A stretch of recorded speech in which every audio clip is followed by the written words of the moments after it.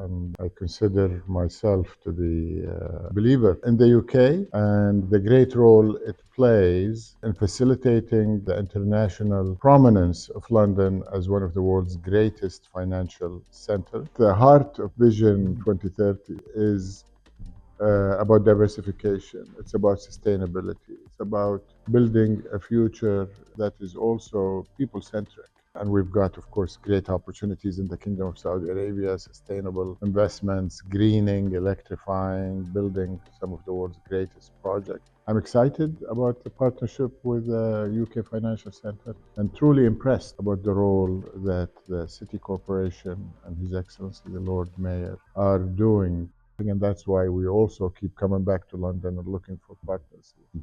It's a great collaboration between MISA from Saudi Arabia, Department of Business and Trade here in the United Kingdom, and also the City of London Corporation. The great thing about the United Kingdom economy is it's a services powerhouse, a real sort of superpower when it comes to service. And I just think it's a great opportunity for those incredible sets of service providers here in the United Kingdom to work on a structured and sensible basis with our friends in Saudi Arabia. And I'm very excited about the future.